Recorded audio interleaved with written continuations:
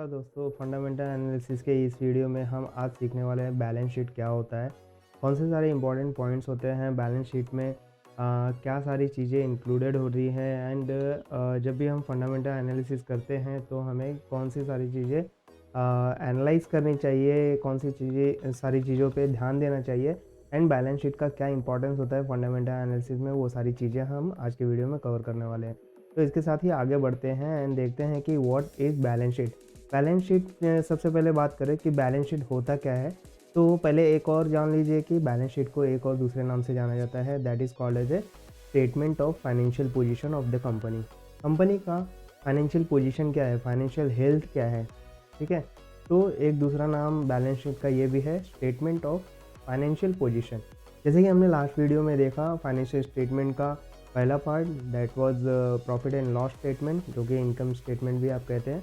तो हमने वो कवर किया। अभी हम second important financial statement cover करने वाले हैं, that is called as a balance sheet, ठीक है। बैलेंस शीट के बारे में हम इस वीडियो में कवर करेंगे, व्हाट इज़ बैलेंस शीट। तो बैलेंस शीट बेसिकली क्या होता है कि it is a financial statement that summarise the overall और टोटल एसेट, ठीक है, ओवरऑल या total asset and total liabilities of the company and the equity of the shareholders, ठीक है। तो इन सारी चीज़ों को एक समराइज फॉर्म में आपको देती है एक फाइनेंशियल स्टेटमेंट के फॉर्म में। तो इस तरह के फाइनेंशियल स्टेटमेंट को हम बैलेंस शीट कहते हैं, जो क्या इंक्लूड करता है total asset of the company, total liabilities of the company and the total equity of the share holders.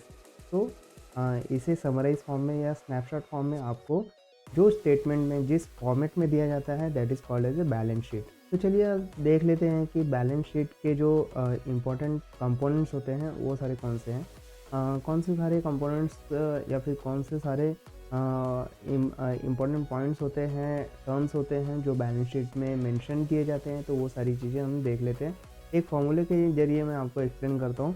जैसे कि आपने देखा कि बैलेंस शीट में asset, liabilities and share holders equity को समराइज़ किया जाता है एक स्नैपशॉट फॉर्म में, एक समराइज फॉर्म में इन्वेस्टर्स के सामने प्रेजेंट किया जाता है। तो ये एक फाइनेंशियल स्टेटमेंट होता है जिसमें asset, total asset of the company, total liabilities of the company and share holders equity के बारे में पूरा डिटेल ब्यौरा होता है, ठीक है। तो एसेट मीन्स आप देख सकते हैं कि total cash, inventory, property etcetera asset में आते हैं।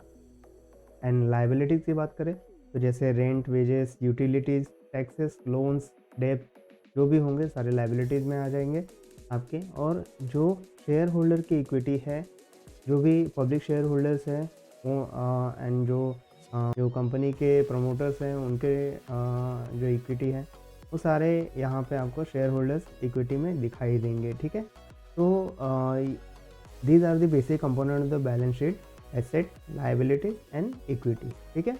आई होप यहाँ तक आपको कोई भी डाउट नहीं होगा। अगर डाउट है तो डेफिनेटली कमेंट बॉक्स में ज़रूर अपना कमेंट करें and so that two way communication से एक अच्छा खासा नॉलेज ट्रांसफ़र हो सकता है, ठीक है।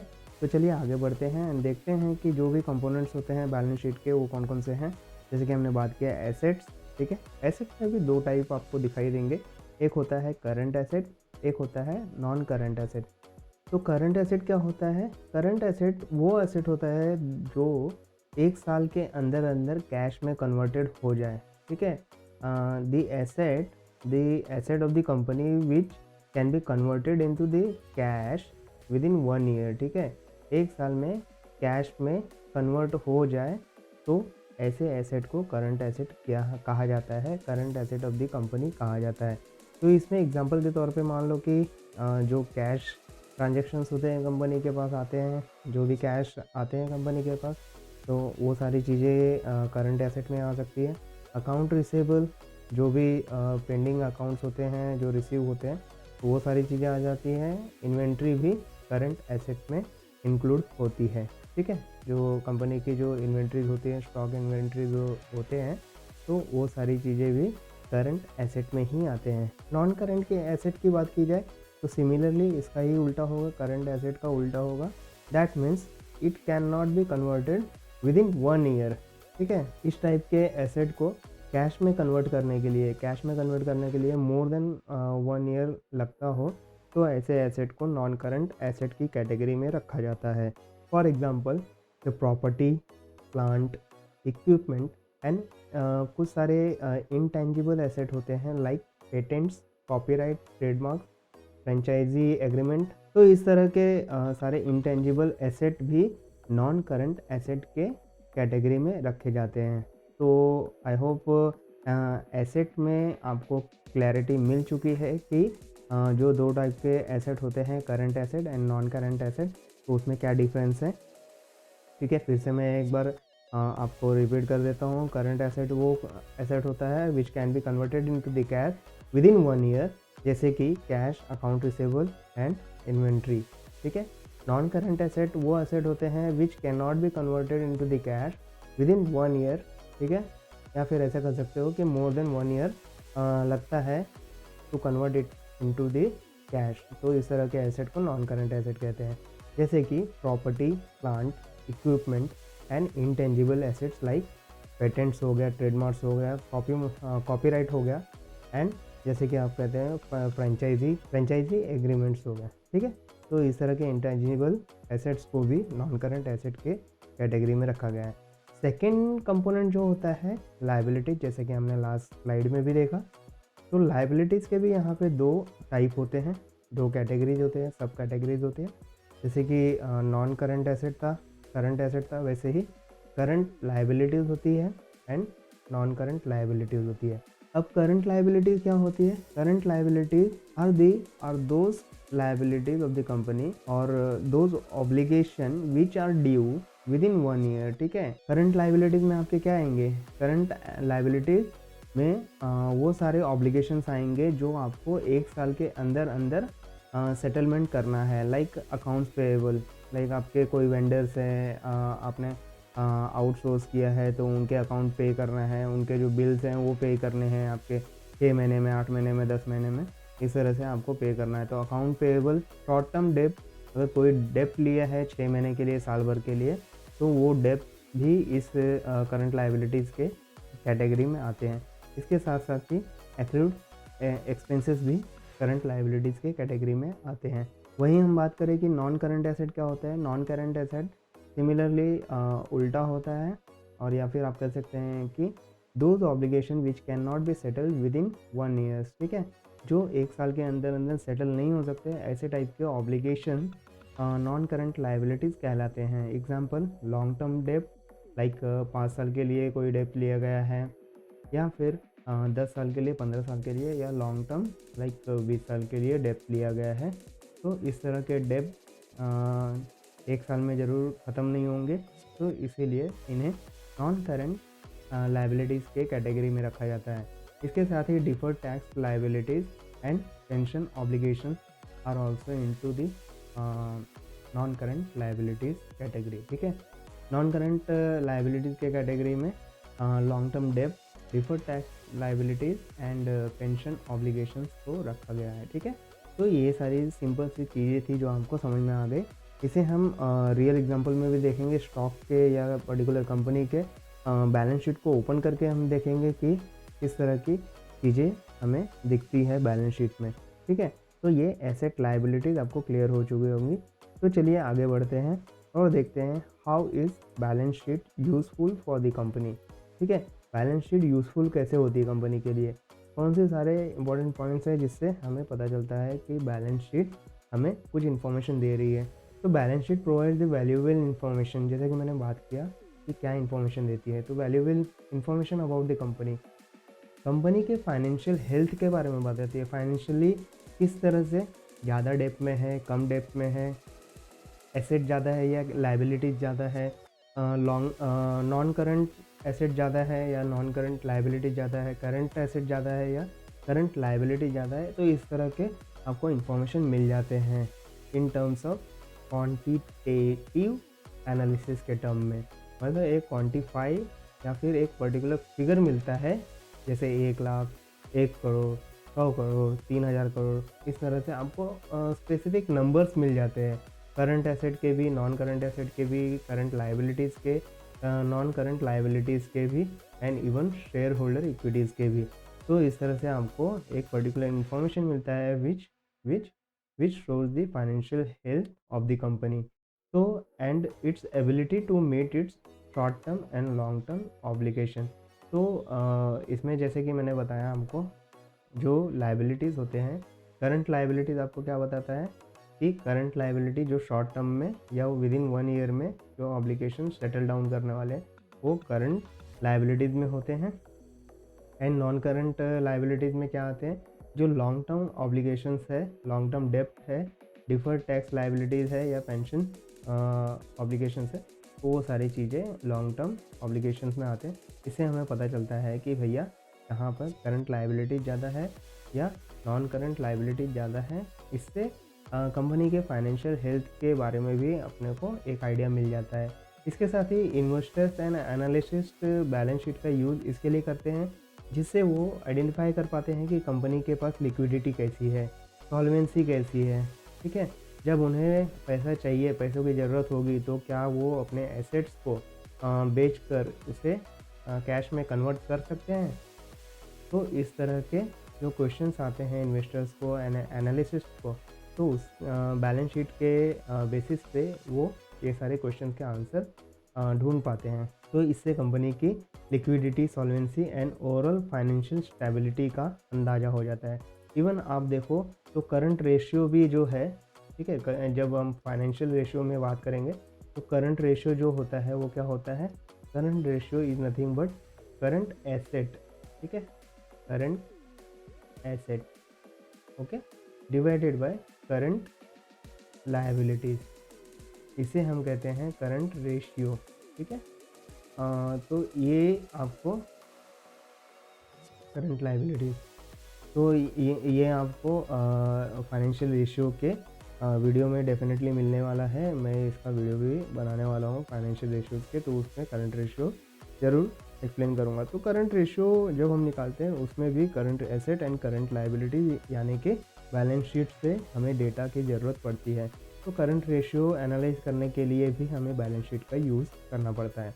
तो जैसे कि आपने यहाँ पे समझ ही लिया, बैलेंस शीट से हमें पता चलता है कंपनी का फाइनेंशियल हेल्थ पता चलता है, इसकी एबिलिटी पता चलती है कि जो भी ऑब्लिगेशंस इसके ऊपर लगे हुए हैं या फिर जो भी इन्हें पेमेंट करने हैं, शॉर्ट टर्म में हो या लॉन्ग टर्म में, ये कर पाएगी कि नहीं, फाइनेंशियली स्ट्रांग है या नहीं, फाइनेंशियल कंडीशन, फाइनेंशियल हेल्थ कैसा है, वो सारी चीज़ें हमें पता चलती है। इसके साथ साथ इन्वेस्टर्स एंड एनालिसिस्ट को भी बैलेंस शीट का यूज़ इसलिए करना पड़ता है जिससे वो पता कर पाते हैं कि कंपनी में लिक्विडिटी कैसी है, सॉल्वेंसी कैसी है एंड फाइनेंशियल स्टेबिलिटी। अगर कल को कुछ पैसों की ज़रूरत पड़े या कैश की ज़रूरत पड़े तो क्या इनके पास करंट एसेट इतना है कि शॉर्ट टर्म में ही ये पैसों का जुगाड़ कर पाए।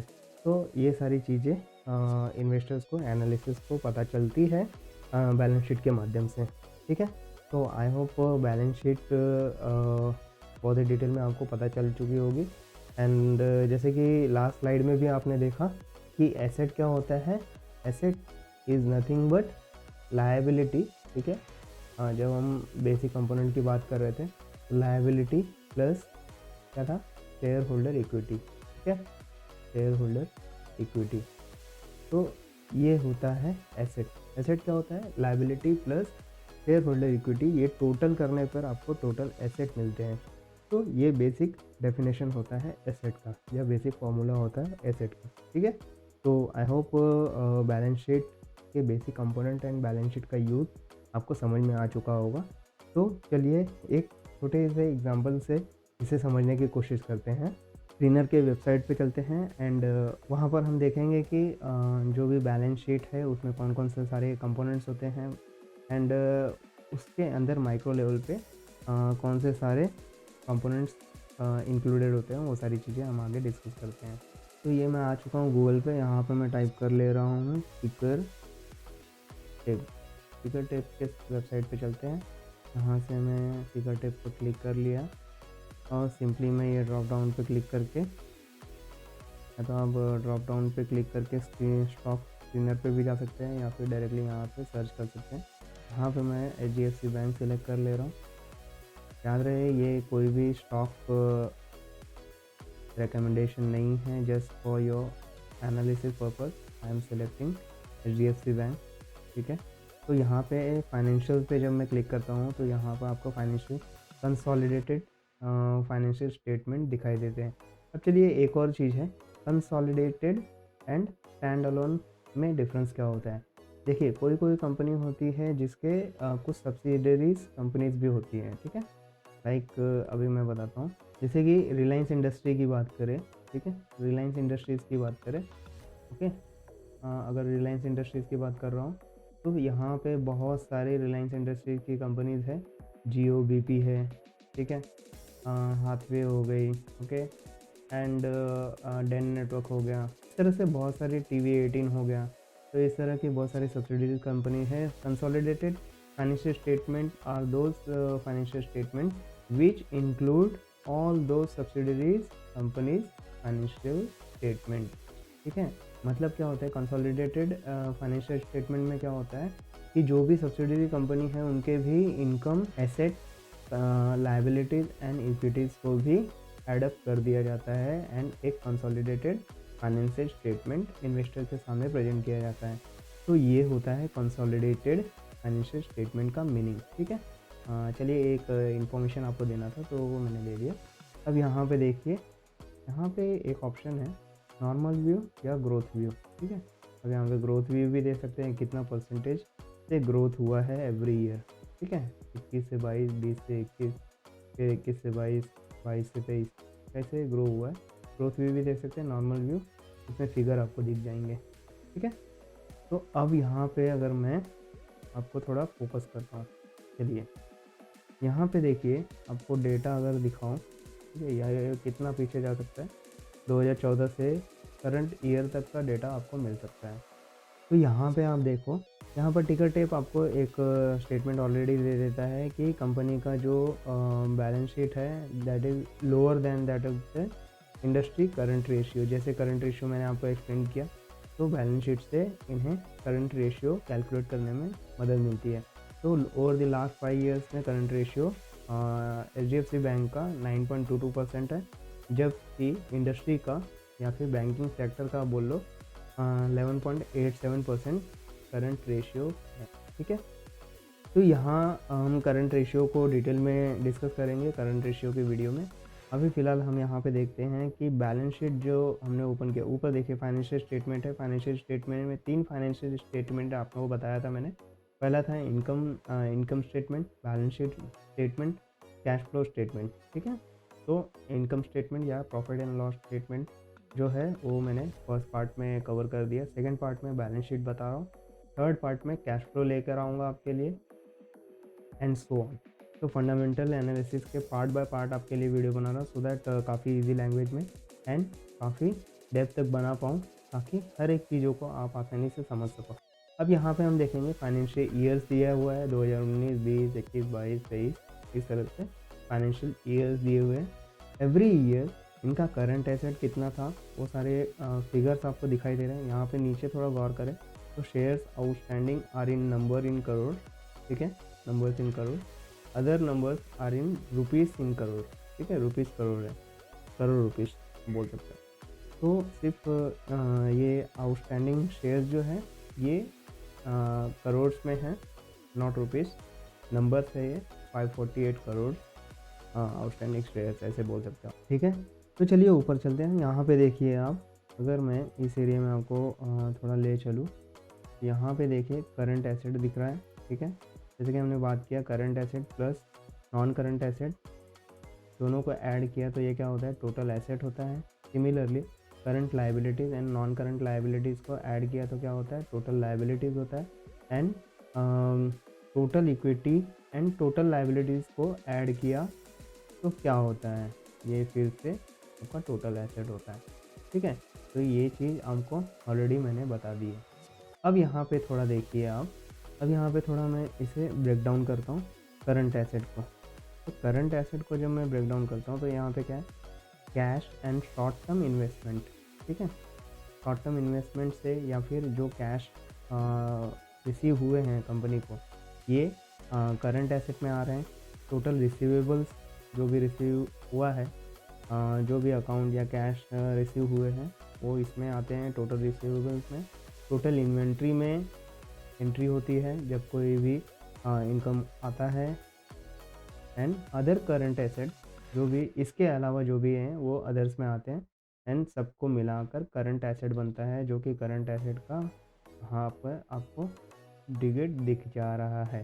ठीक है, तो करंट एसेट भी आप देखो तो 87,940 करोड़ रुपीज़, ये 121,272 करोड़ रुपीज़, ऐसे करके ये इंक्रीज़ होता हुआ फिगर आपको दिखाई दे रहा है करंट एसेट में।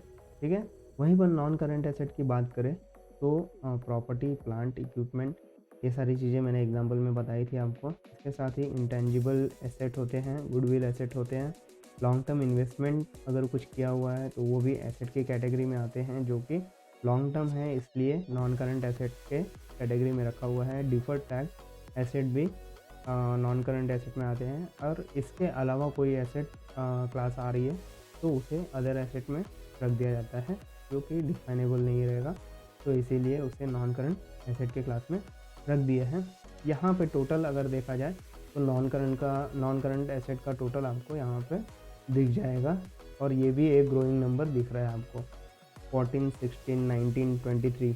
ठीक है, इस तरह का ग्रोइंग नंबर आपको दिखाई दे रहा है। तो current asset, non current asset में भी ग्रोथ आपको दिखाई दे रहा है ईयर ऑन ईयर के बेसिस पे। ठीक है, तो ये नॉन करंट एसेट हो गया। टोटल एसेट क्या हो जाएगा, current asset plus non current asset is equal to total asset. ठीक है, वहीं पे अगर बात करें तो करंट लायबिलिटीज़, टोटल लायबिलिटीज़ में क्या होता है, लायबिलिटी में दो टाइप होते हैं, करंट लायबिलिटीज़ होती है, नॉन करंट लायबिलिटीज़ होती है।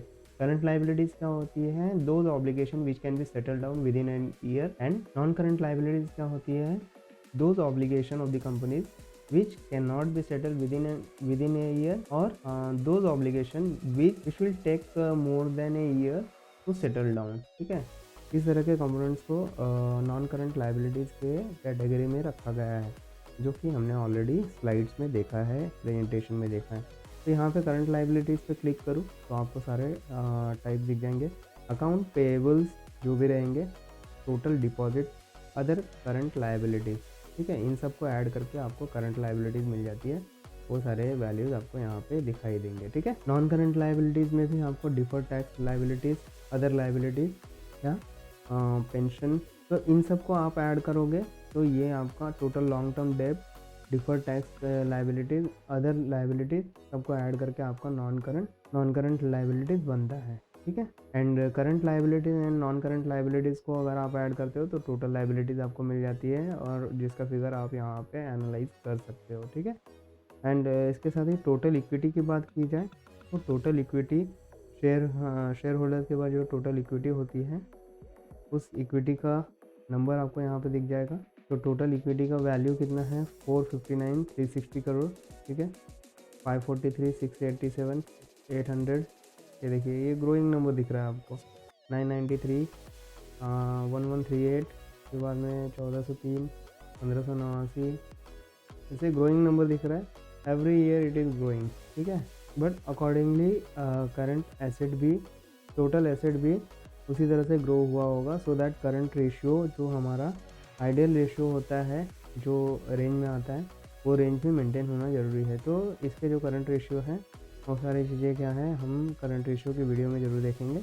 तो फिलहाल इस तरह से डेटा आपको यहाँ पे रीड करने मिल जाते हैं। एंड शॉर्ट टर्म में कंपनी की क्या हालत है एंड लॉन्ग टर्म में कंपनी की क्या हालत हो सकती है, वो सारे रिस्क फैक्टर्स आपको यहीं पे एनालाइज करने मिल जाते हैं। कितने पैसे इनके लॉन्ग टर्म के लिए फंसे हुए हैं, कितने पैसे इनके शॉर्ट टर्म के लिए हैं, एंड कितनी अपॉर्चुनिटी इनके पास है शॉर्ट टर्म के लिए, कितनी अपॉर्चुनिटीज़ हैं इनके पास लॉन्ग टर्म के लिए, तो वो सारी चीज़ें आपको दिख जाती है। टोटल इक्विटी वैल्यू दिख जाती है यहाँ पे, total liabilities and share holders equity. यहाँ पर अगर आप देखो तो दोनों का एडिशन आपको मिल जाएगा, total equity plus total liabilities. ठीक है, तो ये दोनों का एडिशन आपको यहाँ पे देखने मिल जाएगा। एंड उसके साथ ही जो आउटस्टैंडिंग शेयर्स हैं मार्केट में, ठीक है, तो वो सारी वैल्यूज़ आपको इन करोड़ यहाँ पे देखने मिलेगा, 548 करोड़, 551 करोड़, 554 करोड़। ठीक है, इस तरह के total number of outstanding shares आपको देखने मिलेंगे। तो ये था balance sheet and balance sheet का एनालिसिस किस तरह करना है, कौन से सारे इंपॉर्टेंट फैक्टर्स हमें देखने होते हैं, बैलेंस शीट से हमें क्या पता चलता है, वो सारी चीज़ें हमने इस वीडियो में कवर किया। यहाँ पे हम देखते हैं कंपनीज एक्ट के अकॉर्डिंग यहाँ पर बैलेंस शीट का एक फॉर्मेट होता है, वो थोड़ा हम यहाँ पे देख लेते हैं कि बैलेंस शीट का फॉर्मेट कुछ डिसाइड किया गया है, तो वो फॉर्मेट है क्या, थोड़ा हम इसे देख लेते हैं। आपको अगर मैं यहाँ पे स्क्रॉल डाउन करके नीचे लेके जाता हूँ,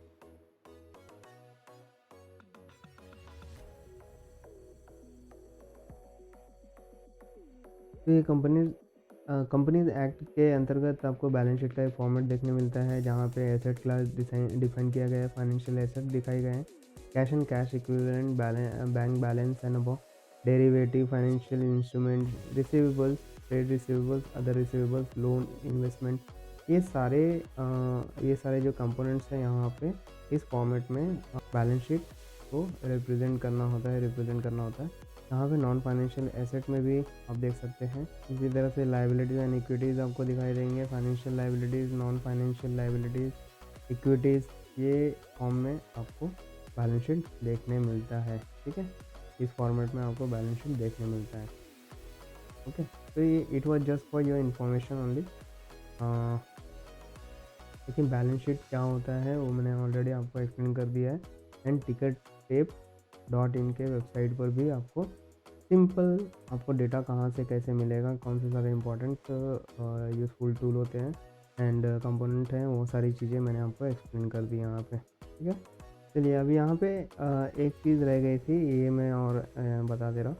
टोटल इक्विटी जो होता है, टोटल इक्विटी में आपको क्या क्या आते हैं, कॉमन स्टॉक, जो नंबर ऑफ शेयर्स आपके पास है, कॉमन स्टॉक जो है वो सारे, एडिशनल पेड इन कैपिटल होते हैं, रिज़र्व होती है, कंपनी के पास रिज़र्व होती है, तो कंपनी के पास रिज़र्व जो पड़ी हुई है वो क्या पॉजिटिव में है या नेगेटिव में है, वो भी एक इम्पॉर्टेंट फैक्टर होता है। तो दैट पता चलता है कि कंपनी अपने डिफ़िकल्ट सिचुएशन में भी इतना कैपेबल है कि उसके ऊपर कोई डिफ़िकल्ट सिचुएशन आती है तो भी कंपनी आगे निकल सकती है, उस डिफ़िकल्ट सिचुएशन से निकल सकती है। तो उसके पास रिज़र्व फंड कितना पड़ा हुआ है, ये भी बहुत इंपॉर्टेंट होता है। तो आई होप बैलेंस शीट का ये वीडियो हमको बहुत ही प्यारा लगा होगा और ये सारी चीज़ें आपको इजीली समझ में आ गई होगी। बैलेंस शीट को अगर एक छोटे से एग्जांपल के तौर पे समझाने की कोशिश करूँ आपको, तो आप इस तरह से समझ सकते हैं कि मान लेते हैं आपके पास आप वर्किंग एम्प्लॉय हो, ठीक है, और आपका 1 लाख रुपए मंथली इनकम है। ठीक है, मान लेते हैं कि आपका मंथली इनकम 1 लाख रुपीज़ है, एंड उसमें से आपके जो अभी 1 ईयर के जो भी लोन्स वगैरह हैं, ठीक है, वो मान लेते हैं कि उसका ईएमआई वगैरह आपको 40 से 50 हज़ार जाता है। ठीक है, 40 से 50 हज़ार जाता है, तो वो क्या होगा। अब मैं ये एग्जांपल आपको क्यों एक्सप्लेन कर रहा हूँ, ये एग्जांपल मैं आपको इसके लिए एक्सप्लेन कर रहा हूँ कि आप बैलेंस शीट को कंपनी के बैलेंस शीट को भी इसी तरह से एग्जांपल से समझ पाओ। मान लेते हैं आपकी सैलरी है 1 लाख रुपीज़, ठीक है, एंड 1 ईयर के अंदर अंदर आपको कुछ लोन सेटलमेंट करने हैं, जो है 40 से 50 हज़ार। ठीक है, 40 से 50 हज़ार मंथली। ओके, मंथली ईएमआई जा रहा है आपका 40 से 50 हज़ार, just because of some important या पर्सनल लोन आपने लिया हुआ है, तो इसके लिए आपका 40 से 50 हज़ार मंथली जा रहा है। तो बचा कितना आपका, मान लेते हैं 50K जा रहा है, तो बचा आपके पास कितना, 50,000 बच रहा है। 50,000 में आपके घर के खर्चे हैं एंड ऑल खर्चे हैं, तो उसका मान लेते हैं 25,000। ठीक है, तो बचा कितना आपके पास, 25,000। अब 25,000 में मान लेते हैं कि एसेट में या फिर कुछ इन्वेस्टमेंट आपने करी है, एंड उसमें ऑलमोस्ट 15,000 वहाँ पे इन्वेस्ट कर रहे हैं, तो बचे कितने आपके पास, 10,000, 10K बचे। अब 10K जो बच रहे हैं वो भी आप अपने वीकेंड प्लान में या फिर कोई फैमिली के साथ ट्रिप पर आप इसे यूज़ कर रहे हैं। ठीक है, तो ये 10K आपके लिए इन सारे यूज़ के लिए है। तो आपके पास एक्स्ट्रा मनी कितना है, एक्स्ट्रा मनी तो 0 है। ठीक है, इससे आपका फाइनेंशियल स्टेबिलिटी हमें समझ में आता है, या आपकी फाइनेंशियल हेल्थ हमें समझ में आती है। भैया ये तो 50% तो लोन में ही डूबा हुआ है। ठीक है, 25,000 तो इसके घर के खर्चे हैं, उसमें से 15,000 एसेट में डाल के रखा हुआ है, ठीक है? वो भी नॉन करंट एसेट में डाल के रखा हुआ है, जिसे वो ELSS फंड में डाल के रखा हुआ है, जो कि 3 साल का लॉकिंग पीरियड ही होता है। एंड 10K है उसके बाद, वो भी इधर-उधर के ट्रिप के लिए, ट्रैवलिंग के लिए, ऑफ़िस जाने-आने के लिए, ये सारी चीज़ों के लिए 10K बचा हुआ है, वो भी वो यूज़ ही कर रहा है। ये सरप्लस अमाउंट तो बचा नहीं है। अब इसके पास सरप्लस या रिज़र्व अमाउंट जो बोलते हैं, मान लेते हैं कि आपके अकाउंट में 2-3 लाख रुपए पड़े हुए रहते हैं, तो उसे आप क्या कहोगे? उसे आप कहोगे आपका रिज़र्व अमाउंट है, कि कोई भी बुरी से बुरी कंडीशन आ जाए, तो मैं वो रिज़र्व अमाउंट यूज़ कर सकता हूँ अपने लिए, ठीक है? बट आपके पास वो रिज़र्व अमाउंट भी नहीं है, आपके पास ये 10,000 ही है आपके अकाउंट में, वो भी आप वीकेंड ट्रिप वगैरह प्लान करके फैमिली के साथ वो भी आपके ऑलमोस्ट ख़त्म हो जाते हैं। तो आपके पास बचा कितना? 0 रुपीज़, ठीक है? मतलब आपके पास कुछ बच ही नहीं रहा है, मतलब आपका फाइनेंशियल कंडीशन या फाइनेंशियल हेल्थ जो है वीक है, ठीक है? तो यहाँ से ये समराइज़ कर लिया हमने। तो यही बैलेंस शीट होता है कंपनी का। कंपनी का जो करंट एसेट है, नॉन करंट एसेट है, करंट लायबिलिटीज़ है, नॉन करंट लायबिलिटीज़ है, एंड उनके जो रिज़र्व होते हैं, ये सारी चीज़ों से हम इसी तरह से कंपनी के भी हेल्थ को एनालाइज़ करते हैं, ठीक है? आई होप एंड में जाके आपको बहुत ही अच्छी तरह से समझ में आ गया होगा, क्योंकि ये आप खुद से रिलेट कर पा रहे हैं। तो अब शायद अलविदा लेने का टाइम आ चुका है, क्योंकि अब तो मैं लिख के दे सकता हूँ कि आपको बैलेंस शीट बहुत ही अच्छी तरह से समझ में आ गया होगा, ठीक है? तो मिलते हैं नेक्स्ट वीडियो में। अगर कुछ वीडियो जो आपके हिसाब से लगता है कि मुझे बनाकर देनी चाहिए, तो आप वीडियो के टाइटल हमारे कमेंट बॉक्स में लिख के रख दीजिए। डेफ़िनेटली मैं उन सारे टॉपिक पर ज़रूर वीडियो बनाऊंगा। इसके अलावा आपको किसी भी तरह का डाउट है, क्वेश्चंस है, तो आप हमारे इस वीडियो के कमेंट बॉक्स में ज़रूर कमेंट करें। एंड आप अगर हमसे जुड़ना चाहते हैं तो हमारे सोशल मीडिया प्लेटफॉर्म पर भी कम्युनिकेट कर सकते हैं। वहाँ पर भी मैं छोटे छोटे अपडेट डालते रहता हूँ, मार्केट से रिलेटेड, स्टॉक से रिलेटेड, शेयर से रिलेटेड, तो आप वहाँ भी कनेक्ट हो सकते हैं। इसी तरह से फाइनेंशियल एजुकेशन बाय मुकेश के साथ बने रहने के लिए बहुत बहुत धन्यवाद। एंड आप इसी तरह से ग्रो होते रहें, हम साथ में ग्रो होते रहें, और आपका वेल्थ भी ग्रो होते रहे। Thank you so much. Keep growing, keep educating yourself. Thank you, all the best.